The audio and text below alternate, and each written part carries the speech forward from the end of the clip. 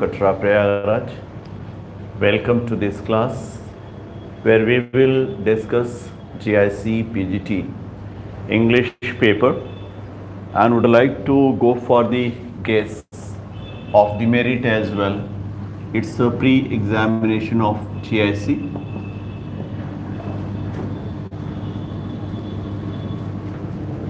And we're going to face the mains exam in December.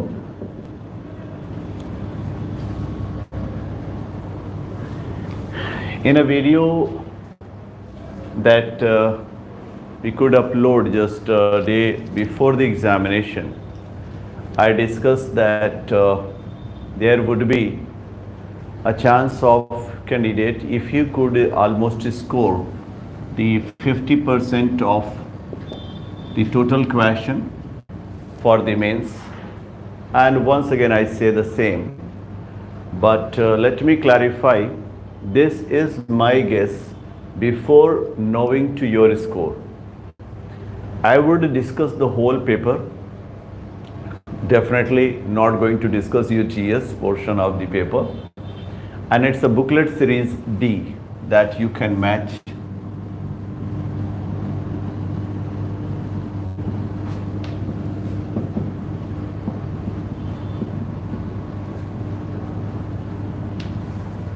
And the same prediction I could make before this examination, and once again I say the same thing because GS is going to play a very vital role over here, and it seemed hard for the students, though the paper was not very tough according to me, and it was quite good one. In fact, I must say it's a quite good one. So that wasn't a very tough one. I think it was easy to score 50% in GIC, but there was negative marking, and definitely I can understand you have been busy with UP, TGT and PGT. So hopefully you couldn't give the proper time that you needed to give to your preparation. And God bless you, Vijay. Hopefully you're well. And this is why the score is not quite up one, but I think exactly I must say, Ruchi, it wasn't a very tough one. And today we will discuss, hopefully that will be helpful for you, because commission possibly may not publish the answer key of it, because last time we had the example of it when they were declaring the answers. In fact, result of LT grades, they didn't declare the answer key, and hopefully once again they will do the same thing. Means simply they will give the name of the selected candidates for the mains. And well, so mains exam, as I told you, will be held in December. You already know.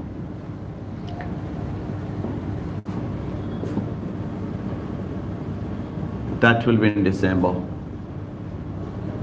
and will be descriptive exam. This one was objective, and the next exam, mains exam, will be descriptive, where your especially writing ability will be checked, and hopefully you would have started practicing about the topics. The same syllabus will be there, except one changing. There will be the Hindi essay writing, that one extra part you have been given. Like here was GS, there will be Hindi essay writing, and the rest of your own course will be there. So you will have to study the same material with different perception or different point of view to give your 100%. So here we go with the explanation or solution of the questions. And questions will be from booklet series D. Others can match with the question, where I would like to read the questions. And we have good evening, Nagendra and Pradeep.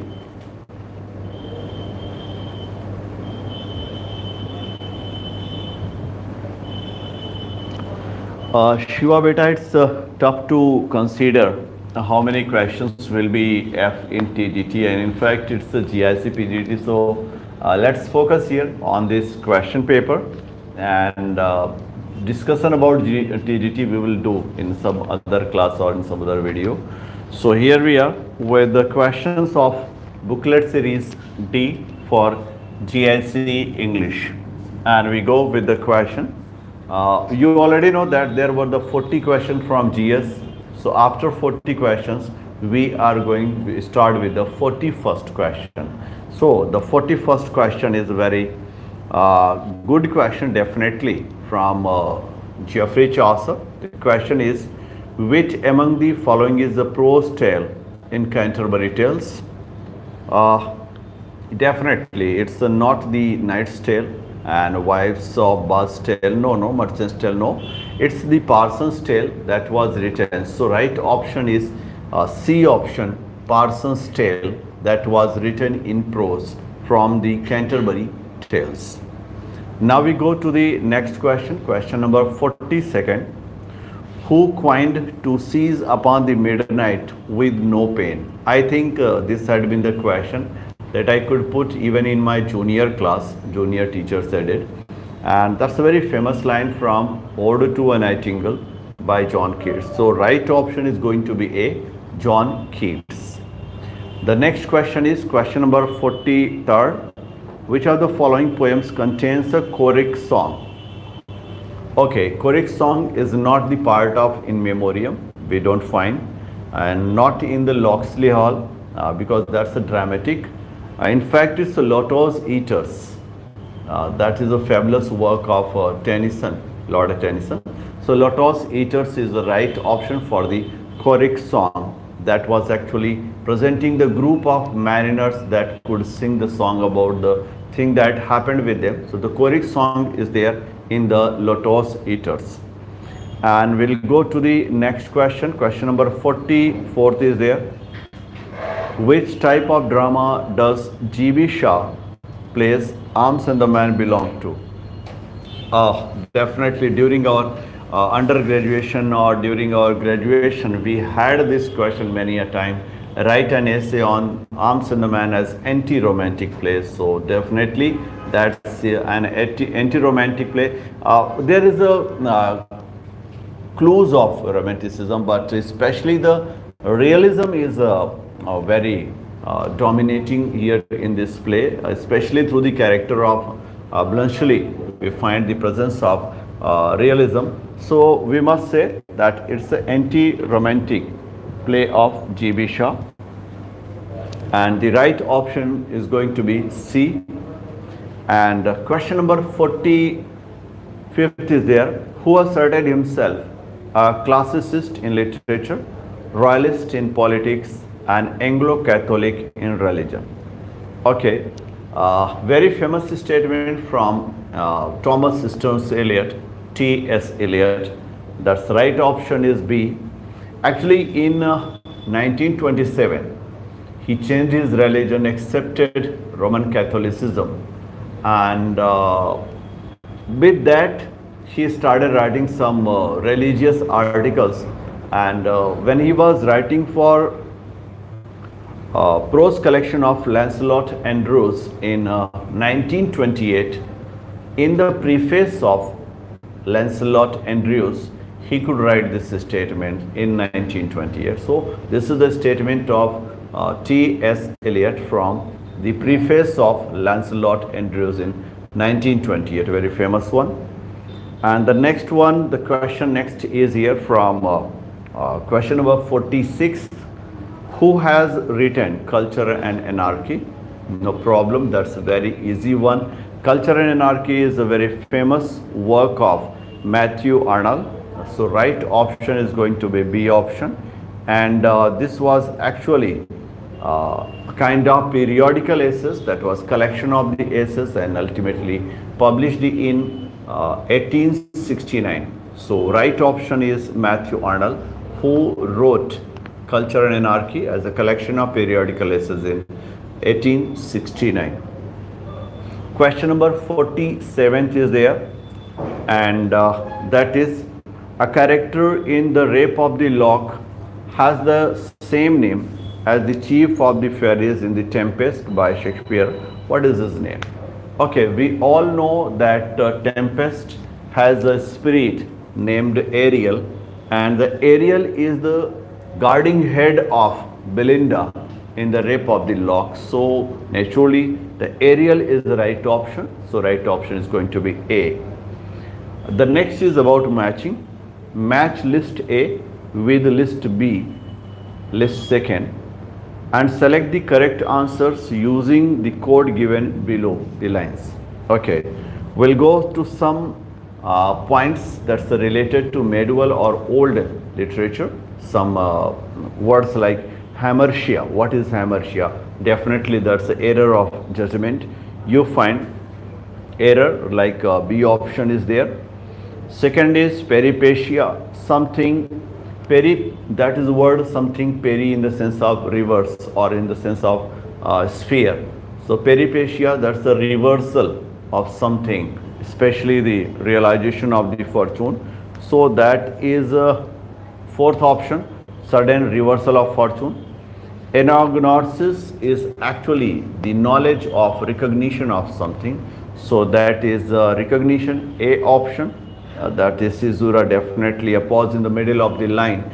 So from that point, the B option, B for boy, B option is going to be the correct option for the question number 48.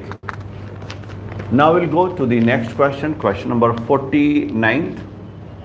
John Keats' La Belle Dame sans Merci is, no doubt, three ballads are shown there. You know already that ballad is a lyrical composition with a primary ballad that had no presence of the poet himself, and the literary ballad where poet is compulsory element as a part, and La Belle Dame sans Merci we find the two characters. One that's a soldier, the next is the poet himself who makes a dialogic conversation with the knight. So definitely this is going to be the lyrical literary ballad. So right option is B.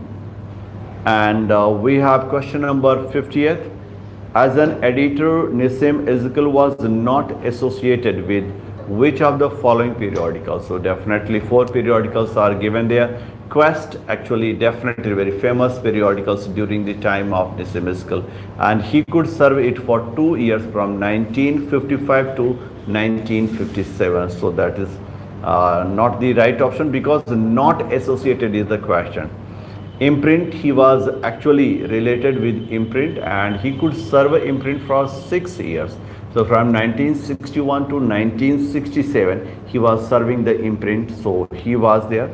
And Poetry India, definitely for 2 years almost, from 1966 to 1967 he was serving there as an editor. So just one option, that is opinion, that's the right option. So opinion is going to be the right answer. Question number 51st, which of the following is not a pastoral elegy? Definitely a pastoral elegy needs the theme of shepherd, sheep, or the co-poet. And in Tarsus we find that Clog was mourned and Clog was a poet by Matthew Arnold. So that's the pastoral elegy. And Shelley's Adonais, we all know that John Keats is a famous character for Adonais. So that's a fellow poet and that's also a pastoral elegy. Lycidas was exactly on Edward King, and he was also a poet friend of John Milton. So that's a pastoral elegy. So just one option, that's the Tennyson's In Memoriam. Definitely that's the written on Henry Hallam. But he was not a poet and this is not a kind of elegy. So in fact elegiac collections of the poems are there, but it's not a pastoral elegy. So right option is going to be C option, Tennyson's In Memoriam. 52nd, which of the following is not correctly matched? Not correctly matched. The birthday party, definitely the character Goldberg is there. And Yayati, Devyani is their character as in Yayati. And Arms and the Man, there is Jack Tanner. No. Jack Tanner is not character. Almost 6 or 7 characters are there. Jack Tanner is not there. The Countess Kathleen has the character Alil. So right option is C. That's Arms and the Man is mismatched with Jack Turner. So C is right option. Question number 53rd is here. Which of the following is not a characteristic of classicism? Definitely classicism always intended to write some poem that can touch our heart and mind. So the first one is right option, and definitely classicism always used standard language. It couldn't write in common language or daily based language. So that's also the element, but we have to tell no characteristic. And C, French satirical model or their ideals. Exactly, French, especially when we come to English classicism, especially neoclassicism. So we all know that French were the source for the neoclassical poets of England. So that is a point. The vocabulary used is colloquial and technical. No. It's not colloquial language. It's not daily used language that they were using. They were using standard language. So one option D is going to be the right one. So D is the answer here. Question number 54th is here. One of these is not a play by Harold Pinter. Exactly. And we have to discuss here. Mountain Language. Mountain Language is actually a play that he could write in 1988. So that is the play. Jumpers. Jumpers is not a work of his. In fact, it was a drama by Tom Stoppard, and it was presented in 1972. So Tom Stoppard is a writer of the Jumpers. So your answer is B option.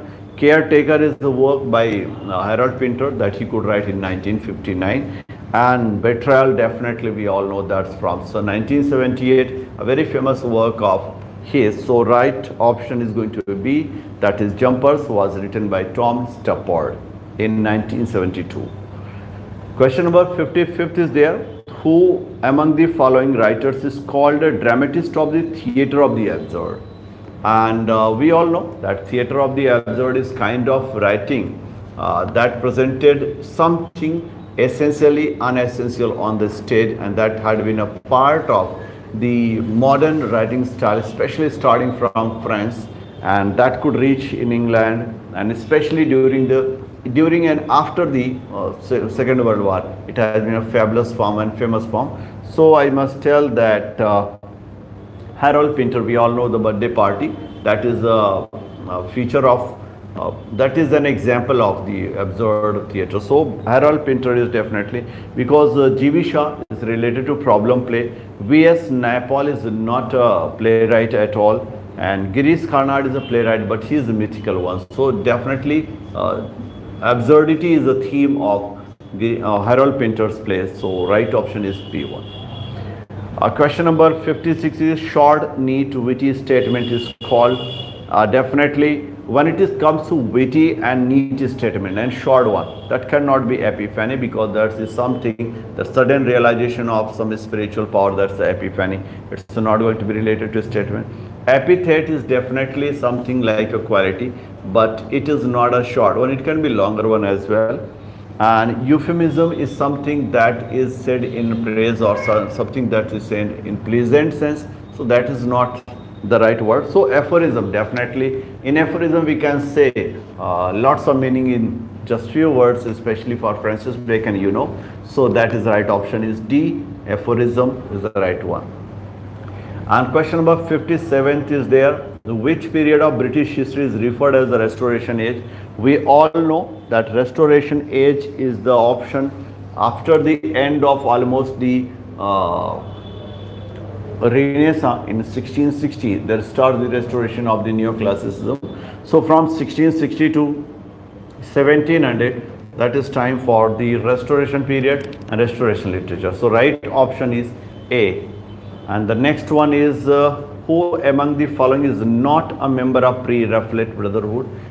Definitely Pre-Raphaelite Brotherhood, that was especially related to painters and poets of the 19th century during the Victorian age, but we could find that the 7 members establishing it and other co-members were there. So D.G. Rossetti, one of the establishing member, founding members. Christina Rossetti was later as a part of these members, but she was actually the member. And John Mellais was definitely the founding members. It's a Charles Reed. Actually, Charles Reed was not related to pre-Raphaelite Brotherhood at all. Means he was not the part, whether it the openers or the founders or even the later part, or he was not related. So right option is D, Charles Reed. Which of the following is not correctly matched? So we have to see which of these are going to be correctly matched. Simply we find O to the west one, definitely we know that it was written famously, very famous in Terza Rima. So that's the correct one, correctly matched. Adonais, we all know that it was written in Spenserian stanza of 9 lines introduced by Edmund Spenser, and there were 55 stanzas at all in this Adonais. And next is Troilus and Cressida. Who doesn't know that rhyme royal was actually introduced in Troilus and Cressida, so that's the correct one. So honest blindness is the one point that you can discuss, because all the time there's not a quatrain that was used. We found that octave and sestet pattern were used there, so that's not right option. So heroic quatrain is the wrong one for honest blindness, so B option is correct one. Question number 60 is there. William Langland wrote the poem. Oh, that's a very famous one. Beowulf is anonymous. We cannot give Mortady. Arthur is not a poem at all. It's a prose romance by Thomas Mallory. And Sir Gawain and the Green Knights, that's another prose story. So it's a Piers Plowman. That was a work of 14th century, and there had been 22 dreams that William Langland presents with the help of pastors in his work. That's the Piers Langland is a work of Piers Plowman is a work of William Langland. So right option is D. Milton was of Devil's Party without knowing it. Once again, very famous one. That's who made the above statement, and who doesn't know who made this above statement. Definitely a romantic poet, William Blake, very great fond of John Milton, and especially through his epics he could represent this idea and could reveal the capacity of John Milton as a poet, and he could give this declaration, in fact, that Milton was of Devil's Party without knowing. So right option is D, William Blake. The next question is the character of Miss Havisham in Great Expectations is the study in. Now we go to the point, and there is a doubt about this question, in fact, in my mind. When it comes to Mesochism, we know that Mesochism is kind of experiment that a person does during the sexual relationship or giving the pain to someone else to enjoy it. So Mesochism is not right option for Miss Havisham, because she was not of that kind. Definitely she was giving kind of pain to someone, but not very exact the same way like sexual one. And nihilism is especially related to moral privilege that wasn't there with Miss Havisham, I must say. And sadism, once again I can say sadism is not very right option in my view, though slightly I can agree with it, but not very properly one, because something sexual is not related to this point. So in my view, I think none of the above should be the right option. So D option I would like to go, because none of these are exactly explaining the nature of Miss Havisham from Great Expectations. So in my view, it should be none of the above. So let's see, it's a bit doubtful. 62nd. And now 63rd is there. Which of the following statements or statement is correct about George Orwell? So we have to see the George Orwell's character. He was an English novelist, essayist, journalist, critics. Okay, all the four he was. And he wrote Animal Farm in 1984. Exactly, he wrote it. So both are correct. So you have to give. Right option is C. Both A, both 1 and 2nd correct. Or definitely that's correct one. Question number 64th is there. Who first brought metaphysical poetry to limelight? Definitely limelight in the public to present before the people, and that was done by the group of the metaphysical poets of the early 17th century, but the head was John Donne and George Herbert. So right option is A, John Donne and George Herbert. The two poets were there to bring the metaphysical poetry in limelight during the early 17th century. So right option was A. Question number 65th is there. In a paradoxical utterance combines two terms that in ordinary use are contradictory is it is called? Well, in a contradictory sense, when the two terms are put together, two words are put together, we cannot say it's an allegory, we cannot say it's an onomatopoeia, we cannot say it is just an image like a conceit. So we find oxymoron as the right option. So A option is the correct one. Now we'll go to question number 66. What is the name of the river mentioned in the poem Lines Composed a Few Miles Above Tintornabe? You know that it's the famous dramatic lyric of William Wordsworth, and famous river mentioned in the poem is Wye River. So right option is B option, Wye. Question number 67 is there. Who among the following characters? Characters in Chaucer's prologue to the Canterbury Tales is the simplest. Well, the simplest we can find to be the priest of the prioress. Wife of Bath is very naughty one, and clerk is very clever one. Sergeant is the same one. So I must tell that it's the priest of the prioress that seem to be very simple character in characters of the Chaucer's prologue. So right option is C, the priest of the prioress. Well, question number 68 is there.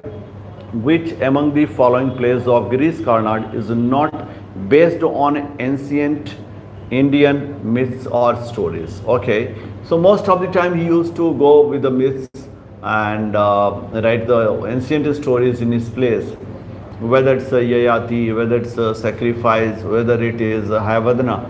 But one play that he could write, that was Tughlaq, was a historical work, and that's not based on the very myths, and that's not related to ancient India, that's related to Middle India. So I must tell that Tughlaq is right option C. And the statement it dissolves, diffuses, dissipates in order to recreate refers to definitely secondary imagination.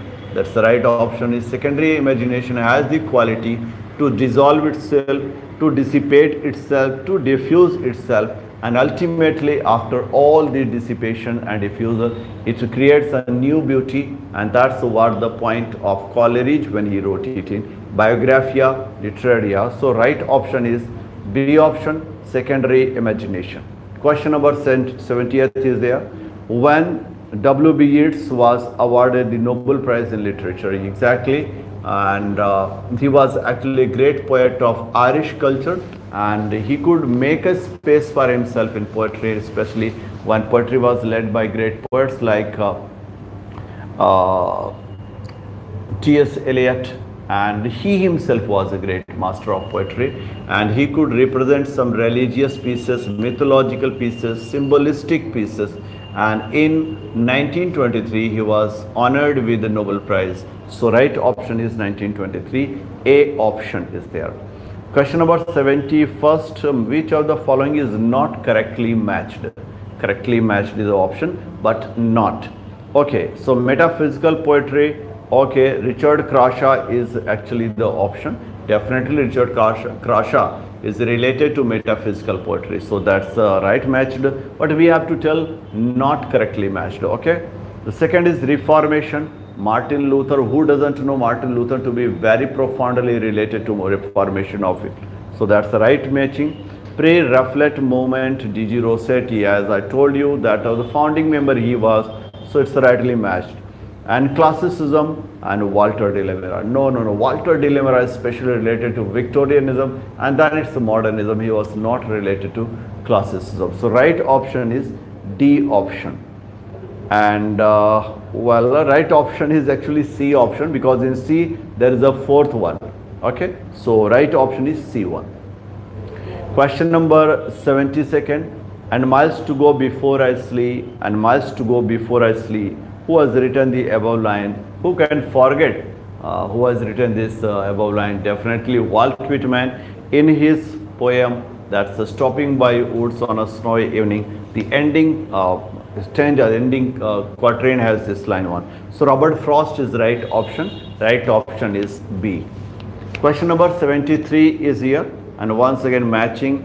Match list A and list B and select a correct answer using the code given below.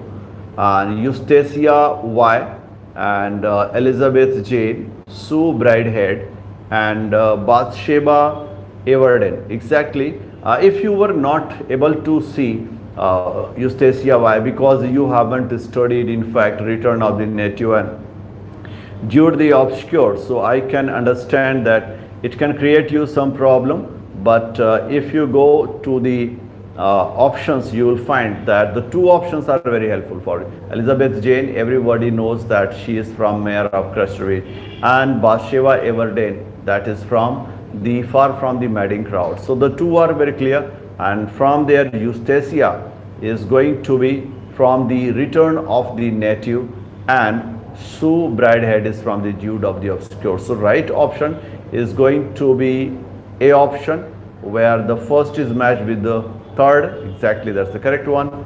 Second one is matched with the first. Exactly, that's a good one. Third one is matched with the fourth. That's correct. And the fourth one is matched with the second. That's the correct one. So right option is A for 73rd. 74th is once again very famous statement from Macbeth, as we all know. Life's but a walking shadow, a poor player, and the struts and frets his honor upon the stage, and then is heard no more. It is a tale told by an idiot, full of sound and for insignify nothing. Who can make a mistake here in this question? That's from Act 5th and Scene 5th of the Macbeth, and the famous correct answer is Macbeth. From option B is the right option. Next is here, Reformation was predominantly a movement in religion. Reformation, especially, we know that Martin Luther tried to change the views of religion, and he tried to give a modern religion where the individuality should have a place. So I think religion is the right option, A. And question number 76 is here, who among the following are regarded the precursors of the Romantic Age? Well, you know, precursors means someone who was before the Romantic Age. And Shelley and Byron, they were during the Romantic Age. Wordsworth and Coleridge, they were the head of the Romantic Age. And Gray and Collins, you know Thomas Gray, who could write as a graveyard poet, the elegy written in countryside, that has the romantic element actually. And William Collins, who could write Ode to an Evening. Ode has been very famous form of the writing during the Romantic era. So these two were actually called to be precursors. So it's a Gray and Collins. So right option is A. Question number 77, in which essay did Matthew Arnold define poetry as a criticism of life? Once again, it's an easy one, a very famous question. And the criticism of life is a point that he used to define poetry, and that was in a study of poetry. So right option, the study of poetry, C option is the correct one. Question number 78 will be here for our discussion. Name the writer who has written For Whom the Bell Tolls. Exactly, that's a very famous novel of Ernest Hemingway, American novelist. And the right option is B, Ernest Hemingway, though the spelling mistake is there in Ernest Hemingway, and it was published in 1940 as a famous work of Ernest Hemingway, For Whom the Bell Tolls. Question number 79 is there, Pope's epistle to Dr. Arbuthnot. Definitely it's a bit satirical, but we cannot call it to be a mock epic. It's not a love poem at all. You cannot expect love from Alexander Pope, okay? And yeah, exactly, he has given the autobiographical element at most here in this line, in this poem. So I would go with the C option, autobiographical poem. That's the right option according to me. And question number 80, which of the following statement is or correct about elegy? Okay, so we'll go with the one, elegy originated in ancient Greece, that's the correct. But the Greeks judged this composition with its performance content. Definitely, you know, elegiac stanza is the point that we sometimes discuss while discussing the poetry. And elegiac stanza, something that's related to elegy, and that's a matter of elegy. So that's the form, and content, death is always there. That's we find. So that's the correct one. And second one is elegy nowadays takes its name from its subject matter, not from its form. Exactly, we don't write right now elegy in elegiac stanza. Instead, the theme is the same. Once again, the loss or death of the someone. So theme is continued, but not the stanza form here. So right option is going to, both are the correct one actually, and we had to tell the correct one. So both are correct, means C option is correct. Both A and B are correct one. Question number 81 dekhte hain. And here, which of the following statement is not correct? See, it's a not correct with reference to Milton's poetry. Definitely we have to go to this one, and it combines two conflicting natures, humanism and Puritanism. Definitely nobody can ignore this. He was a master of humanism when he mentioned the themes and images from Greek mythology, and humanistic he was, because he was trying to teach the whole world the lesson of religion, how to live a pure life. So I think it's a good one. The first one seems to be correct. It is sublime both in thought and style. Exactly, its thought is very sublime one, and its style is definitely a grander one. So it is correct one. And it is totally objective and full of you. No, it's not objective. Most of the time he is subjective. So never full of humor. You cannot find humorous attempt by John Milton. So that's incorrect. It is written in rhyme royal. No. Especially if you discuss his master work, Paradise Lost, it was written in blank verse. So exactly, he was not using rhyme royal. So the third and fourth are incorrect. So according to that, option D is correct, because option D has the third and fourth. So right option is D. Question number 82nd. What is the main theme of Tagore's Gitanjali? Definitely Tagore's Gitanjali in English is song offerings, and this offering was actually done to God. So it was showing the devotion to God, and that's why the first option is the right one. Devotion to God is the theme of Gitanjali. Which of the following novels narrates the story of India's struggle for freedom reaching a small South Indian village? Nobody can forget Raja Rao and his Kantapura, where Murthy, as especially the main character, was to be fighting against the British rule and social evils of India. So right option is Kantapura, that was produced in 1938 by Raja Rao. So right option is A. And question number 84th. Who among the following critics stated about Shakespeare that he was the man who of all modern perhaps ancient poets had the largest and most comprehensive soul? Last time when PGT exam was there, I think it's PGT exam, yeah, this same question was there, and hopefully you wouldn't have made a mistake. And it's from John Dryden, essay on dramatic poesy that he could write. There he discussed the craftsmanship of Shakespeare, and the statement is there from John Dryden, and that's the essay on dramatic poesy, and that's for C option for the question number 84th.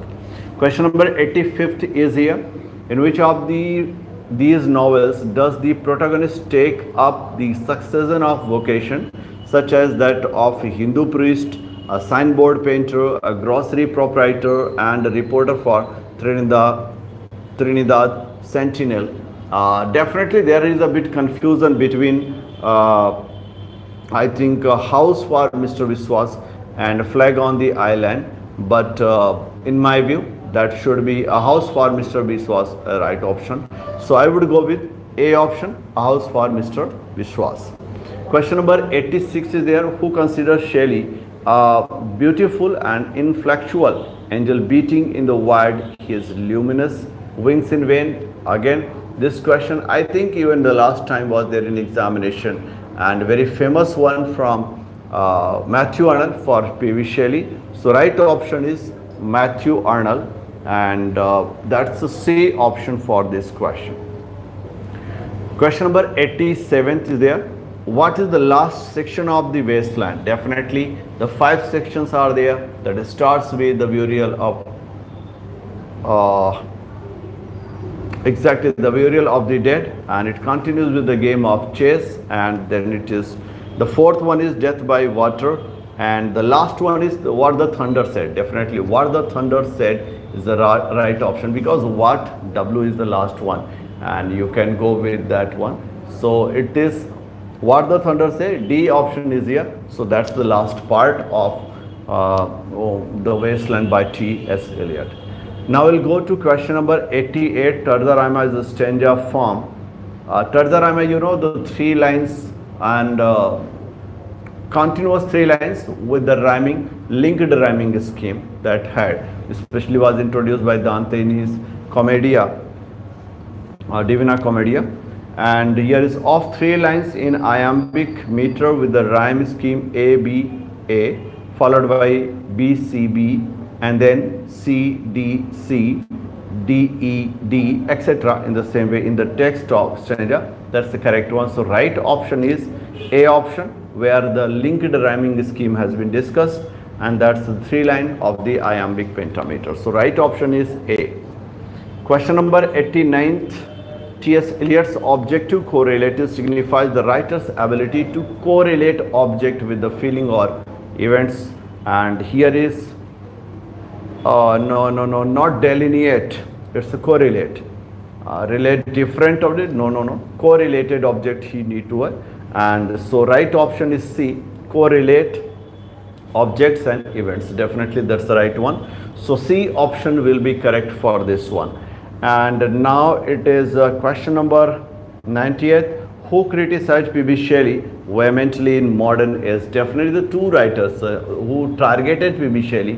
One that was T.S. Eliot and the next was F.R. Lewis. The two had been actually attacking on P.B. Shelley. Why? Because of his adolescence that he continued throughout his life, even in his poetry, and he was always revolutionary. So it's F.R. Lewis with T.S. Eliot that had attacked upon the craftsmanship of P.B. Shelley in modern age. So right option is B option, F.R. Lewis. Now it is going to be the paragraph, that's the passage, and we find that the passage question number 91st is there. The greatest ambition of a young author is, actually according to passage, it seems that to throw his writing world's feet to gain the public ear. Definitely we as a young author, young writer, young teacher, anyone, we try to do our best and give it almost in a free, okay, like the whole world come to know of us. So right option in my view is going to be C option, to throw his writings at the world's feet to gain the public ear. And the next question is question number 92nd. After a fair launching of a book, the serious ordeal a young author has to face is definitely to run the gauntlet of the critics, each of whom is 30 of his scalp. Exactly. You know, when we start writing, the first thing that we have to defend ourselves from the attack of the critics, and that with the first of our writing starts, and hopefully that the right option is going to be C. So that to run the gauntlet of the critics, each one of whom is 30 of his scalp. So right option is C for 92nd. Here is 93rd. The author's best attitude towards the critic should be. In fact, in my view, I don't find the options to be very agreeing with, but since I had to answer any one of these four, so I could select the fourth option, to regard critics as a comical rather than formidable and go his way unheeding. Means if you want to be a good writer and want to continue with your writing, you don't have to pay more attention to the critics, because they have their own duty. They would continue without worrying whether it is hurting you or not. So you shouldn't think about them. Just take them as a companion who are there to make some joke on you, and just enjoy, and without paying proper attention you continue. So in my view, I think D option is correct one for the young writers, to avoid these critics that can create some fuse in their mind. Well, question number 94th is there. The editors and publishers, according to the author, are mere brokers who conduct their business on the hardest lines of the profit and loss account. Definitely no editor, no publisher can publish your work if he is going to face any kind of loss. You know, I must discuss you about the third edition of The Leaves of Grass by Walt Whitman. Yeah. So the publishers ultimately returned the some copies and called that the publication was a bankrupt. They were unable to give any amount or they are unable to do anything. So rightly, the right thing is that the editors and booksellers and all these are actually the businessmen, and they cannot just face any kind of loss because of you or because of your own interest. So you will have to be going with the answers like A option, mere brokers who conduct their business on the hardest line of profit and loss. So second paragraph is there because there were the two passages to study. I know that is time taking, but you have to go to the second one where I would like to go with the answers. And here is the next question. That's question number 95th. And the purpose and function of Rajasuya was definitely, Rajasuya was a kind of yajna that was performed during the old India, and that was to give the power to a king and must make him equal to Indra as a symbol of him. So right option is going to be B option, imbue the king with divine power. The next question is 96. According to the Taittiriya Upanishad, Prajapati sent his son Indra to become the kings of God. Exactly, according to Taittiriya, there is a record that when there was no king to lead the world, it was Prajapati, and he sent his son Indra to be the king of these ones. So according to Taittiriya, it is Prajapati. So right option is A option. Question number 96 is according to Aitareya Brahmana, the god appointed Indra their king. Definitely, Indra was appointed king when they were fighting against the demons and they had no leader. So ultimately, it was God's group that they selected Indra to be the leader of theirs, and he becomes the god of the gods. And the right option is B. 98 is the ritual of Rajasuya lasted for almost 1 year. It could go on, means 12 months almost it was continued to be lasting. So right option is going to be D option. Well, move to the question number 99. Choose from the alternative and antonyms of married. Married in the sense of many, that's a variety, and here we have some sense. We cannot go with the companion, we cannot go with mesmerizing, we cannot go with the innumerable. So right is limited.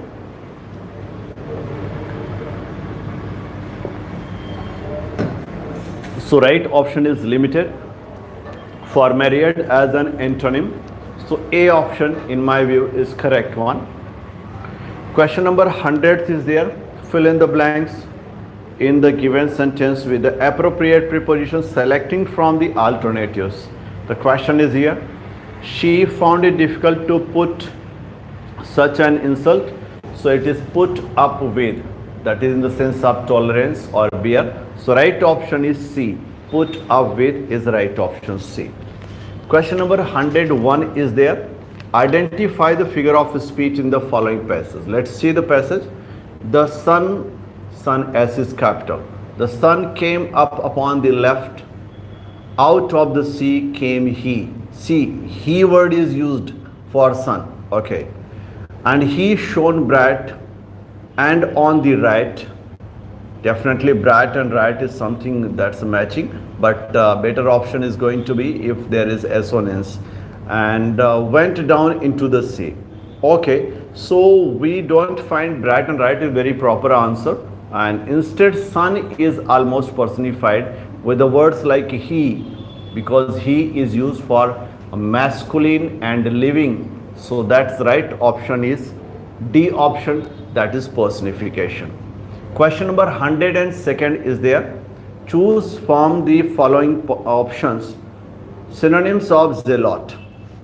Zealot is someone who feels himself more excited, more enthusiastic, and the first one, that's the option as the synonyms was given, enthusiast. So definitely that's the right option, enthusiast is there. So first one is the right option, enthusiast. The next question is question number 103. The sentence given below, when properly sequenced from a coherence paragraph, each sentence is labeled with a letter.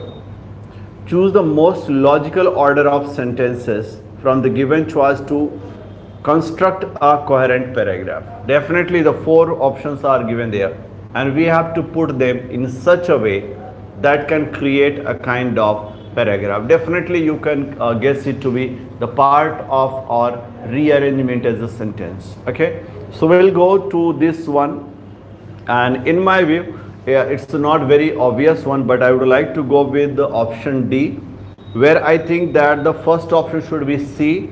Learning is important for both people and organizations. Then we go to second one, B. But the new world of business behave differently from the world in which we grew up. And then it is D. That is, each of us has mental model that we have used over the years to make sense. And then it is A. However, the real challenge today is unlearning, which is much harder. Exactly. The last one seems to be the much harder sense. Otherwise, I don't find any other option to be very correct one with the options given here. So I would like to go with the option D of the question, C, B, D, A. In my view, that seems to be correct one. And now we'll go to question number 104, the idioms once in a blue moon. That is the meaning. Okay, so that's the easy one. Definitely very famous phrase is there. A very rare event, because you cannot go daily to the moon. Okay, once in your life you can get a chance to go there. So naturally it's not something that you daily make a tour, you go and come. So something that's a rare. So in my view, the right option is going to be B option, a rare event. Question number 105 is here. Which of the following options is correct version of the sentence given below?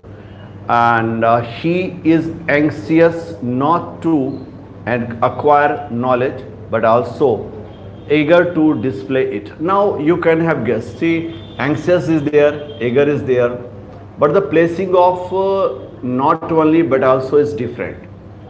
In a first section, not only but also is following anxious, means following adjective and preceding infinitive. Got it? In the second section, but also is preceding adjective, not preceding infinitive. It means there is an error. Let's check the options. If we find any option where anxious is the same and eager is preceding but also, we can find that occur. Otherwise, we have to place anxious after not only, then all the sentence will be the correct one. So we see that the first option doesn't seem to be doing. Oh, no, there is use of to in the first option. That cannot be correct one. Question number, the second option, he is anxious not to but also eager to display. The same problem is there, anxious not, and that's not a very correct one. C option is correct. Not only is put there, the C option. Not only is put before anxious, that's the before adjective, and then it is infinitive, and but also is before adjective eager and then infinitive. So right option in my view is a C option. So right option for 105th is going to be C. 106, which of the following options correctly puts the given expression in one word? Definitely one word substitution is the question. Easy one. I think every one of you are familiar with this option. One, advocating or practicing complete abstinence from alcohol. You know that it's a teetotaler, and that's the right option is B, because it cannot be optimist. Optimist, someone is in a very positive views, and vegetarian who goes to vegetable, and vegan is also part for vegetable. So I think this is teetotaler, the right option. Right option is B for 106. Now I'll move to 107th. Question number 107 is there. Hear thou great Anna, whom three realms obey. Dost sometimes counsel take and sometimes tea. These lines are an example. See the point of following. The first one is three realms obey, means three kingdom are obeying Anna. Then the second one is sometimes take counsel, means the council is a group of the good members she is taking from kingdom to council. from kingdom to council, and then sometimes T. Sometimes T, common people, family members he is sitting with. Means from up to the down, that is fall, and that is done by the poet himself, especially to criticize Queen Anne, and the right option is C, that is anticlimax.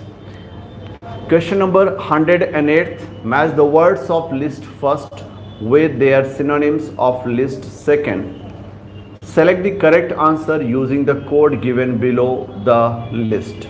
See, the words are there like mysterious, something that you cannot know, and that is inscrutable. You know, scrutable, something you can know. Inscrutable, something you cannot know. So right option for it will be inscrutable. Authentic, something real one, something original, that's genuine. Trivial, something petty, something very small. And decline, something to be refused. So right option is going to be A. Question A has the right option, means mysterious is matched with the inscrutable, the second one, and authentic is matched with genuine, that's the fourth one.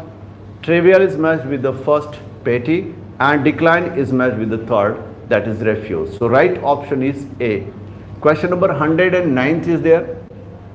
109th, which of the following options correctly explain rest on your laurels as used in the given sentence? So you can go with the options. See here, you should not be content to rest on your laurels, but should work even harder and become even more successful. It's not like pause to enjoy. No, not at all. Have a rest while not at all. Means both options are wrong. Okay, so right option is going to be D option as the right option. Question number 110th is there. 10 more questions are there. We are just quickly covering it. Change the following sentences by removing two. That's a transformation question. Choose your correct answer from the options that follows. The news is too good to be true. Definitely removal of two with the help of so, and removal of two with the help of that and it and cannot. That's the very options. So the very first option is correct one. The news is so good that it cannot be true. So A option is correct one. Question number 111th is there. Which of these sentences is correct? That's a good question. In fact, a kind of phrase is used there. The benefit of the doubt. The whole phrase is the benefit of the doubt, and that's given used in the sentence. So right option is going to be D option, D for dog. He was given the benefit of the doubt. That's the whole phrase unused here. So right option is D. Question number 112 is there, and which of the following sentence is correct form of given sentence? The latest news of the pupil killed in the recent floods are highly disturbing. Definitely, you know, news is subject, and according to news you will have to use your verb, that is syntax combination, but the verb is plural over here. So simply you will have to remove your verb plural are by singular is. So you find the right option here in the C option. The latest news of the pupil killed in the recent floods is highly disturbing. So right option is C option for you. Question number 113th is there. Change the following sentence into passive voice. That's easy one. Who can save our country? Definitely the sentence is made with the help of by whom. So the two options are there from the by whom, but the one option B is correct because the C option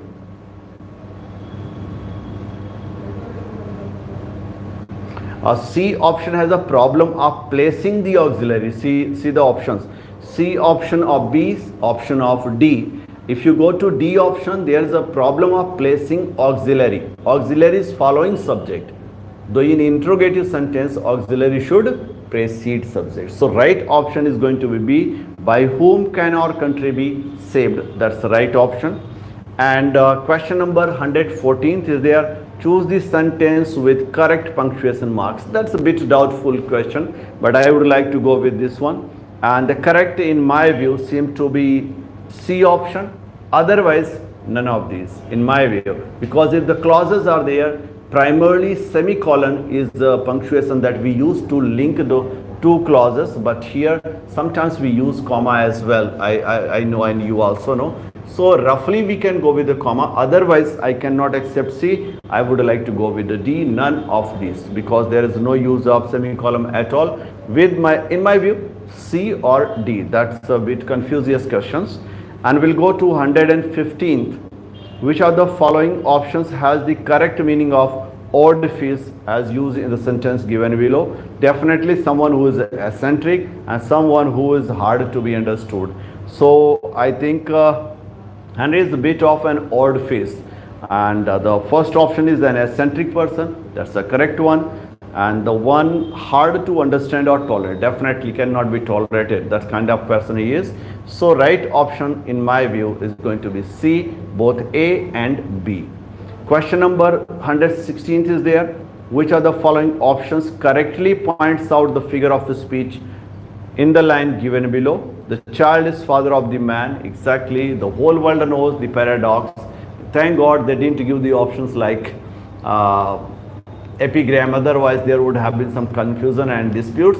But the right option, very clear one, is epigraph. So B option is correct one. We have moved to the last few questions of the paper, and question number 117th is there. Choose the form of from the following alternatives the correct indirect narration of the given direct one. That's the easy one.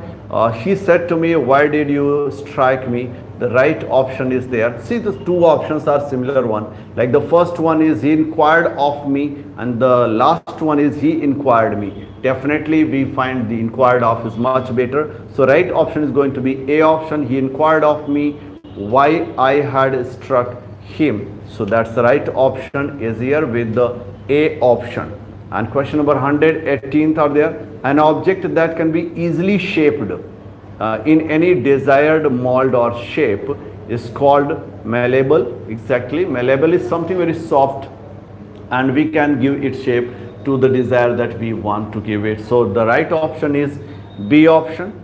And question number 119th is there. Find out from the following alternatives the pairs of the words which are an example of homonyms. Exactly. Homonyms can be the matching of the sound or matching of the meaning sometimes, matching of the spellings or matching of the sound. So here we don't find bed and bad, both are different sound and meaning are definitely, spellings are also very different one. So neither is spelling nor the sound is matching. And sail and soul, that's a different sound you see, and definitely meaning is also different one. Alter, alter, exactly, alter is the right option because that is matching one. So in my view C is going to be right one, and the D is wane and van. Wane and van both are different kind of sounds, and we cannot go with D option. So in my view right option is going to be C. And last question is there, 120th, that is choose from the following options the correct prefix for the word polite to make it negative. Definitely it's the impolite that we use. So right option is going to be B option, that we use here to make polite impolite. So that was all, in fact, the explanation of the 120 questions.